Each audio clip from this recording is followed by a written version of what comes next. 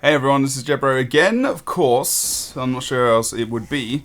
This is going to be a scrapper game with going for the Paladin's amulet this time. Obviously putting my thunderclap and getting a blast off to give us some swiftness at the beginning of the game. Amazing! I actually do this for once in a video. I think I do it in every game other than the ones where I record. But going with the Paladin's amulet, same build as in the previous build video, but dropping the grabbing the bulwark gyro instead of the blast gyro. So around here, I actually know, because I know they've got an engineer, I'm going to put a bit of pressure on him because the team is going to try and do as much damage as they can, probably on the Revenant or the Warrior, which we switch targets to, and I start to get in on the action as well, just offering up a bit of healing support where possible, as well as obviously that protection which comes off of my F1 skill.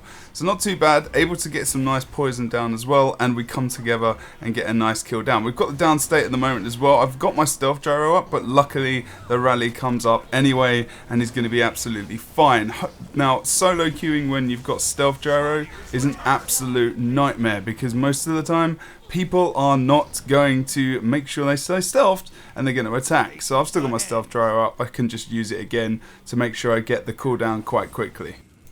So now moving back into the rest of the map, we've got a bit of a wipe going down. Obviously sense that we are going to lose Henge most likely, so I'm just going to watch out for it while the rest of the team 3v1s at mid. So, you know, that's the thing. Obviously we lost the close point, so getting the decap is a very, very important, and getting the recap here. Now the engineer has gone for the boss. The warrior is there as well, and he's crossed over. Now, I've got the Necro coming back as well. If everyone comes back with that's 3 players to take care of one guy, so the Necro I instruct to go back to mid, because if we lose the boss kill, fine, at least we've got the capture point still and we can get the kill on the warrior. Now this potentially was a bad idea from me. I just came in to get the boss kill, we got the daze down, and I used my second ability to make sure we got the burst down on the boss. They got the boss on the other side, and I continue to help this guy kill this warrior. That means at midpoint the boss has been killed, one guy has moved to mid, and they're in a 4v3 situation at the very least. Well, 4v3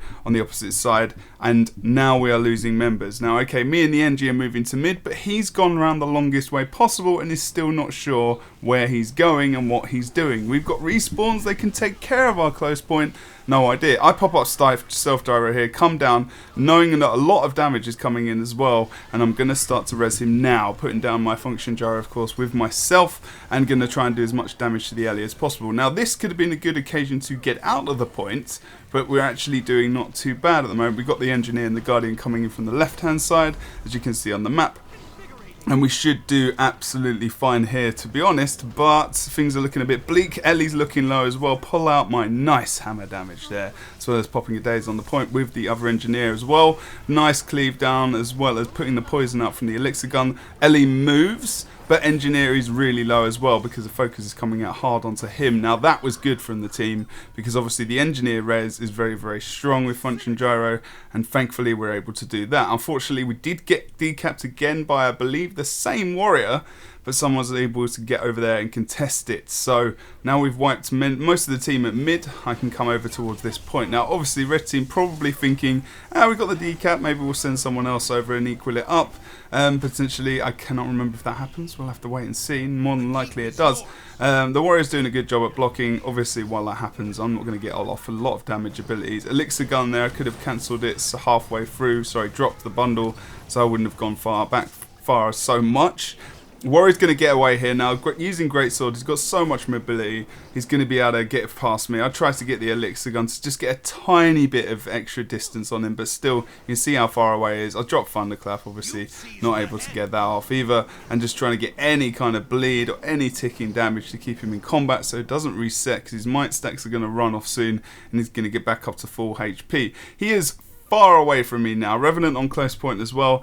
Necro is pushing mine, which isn't such a great idea, but he realizes that he might get sandwiched by the warrior here as well. I realize that and start to push so that he doesn't get absolutely wrecked here. Thankfully the warrior is quite low, so it's not being as offensive as he could be, and I'll pull out a nice thunderclap which stops a lot of the damage.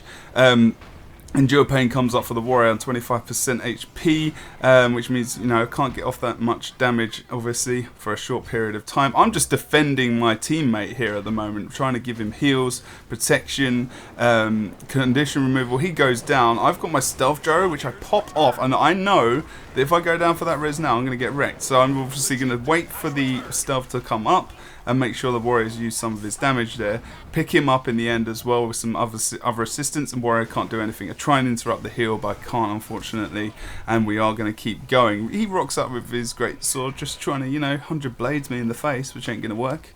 And I'm just keeping my distance, kiting around him, stealthing up, moving back in on him, using my whirl from my hammer too, getting as much damage off as possible. Now I know I can force him into a fight, and he's able to get away with me. So if I force him into the cap situation, he has to fight on this point now, because he's only got 1 or 2 ticks left, and low HP, he's going to have a hard job. But the thing is, now I'm 1v2. What do I do? We've got 2 cap. We're doing fine. Engineer over on the henge is just, you know, whatever he's doing, it's not useful. He's keeping the point at the very least. Revenant, unfortunately for him, just gets sandwiched between me and a member of our team, and he goes down quite easily. I don't pop off my function gyro, just a ton of damage. I go a bit too far there with the elixir gun for the acid bomb. Warrior's still alive, like an absolute trooper. My thunderclap doesn't go off. I get it off in the end, interrupt him, he goes down. I push the engineer back, and really that's the big pinnacle point of the game, where we start to win it and it snowballs into our favour. From the mid and the close point fight, Necro's even going boss at the moment. Feels like their team is actually just giving up right now. They aren't, they're actually around the map. They're just figuring out where to go. They're trying to regroup. Engineer, obviously, Elixir S proc makes him lose the cap as well. I don't get a successful acid bomb off, but it's inevitable that the engineer's going to go. Now obviously I leave as soon as possible. I don't need to stay to down him. See, the warrior comes in as well there and put off a thunderclap, which obviously unfortunately misses. Thankfully it gives damage still as well. Now I leave the engineering down, so don't even use my function gyro, because it invites the warrior to go for a res, which is going to be painful for him if he does, and he knows that, so he doesn't go for it himself. Actually played quite well, this guy. I feel sorry for him because of his team more than anything. They just didn't get some good regroups. Engineers going for the boss on our side of the map, doesn't really matter. Feels like they've almost given up here anyway. Warrior was always going to die in that situation.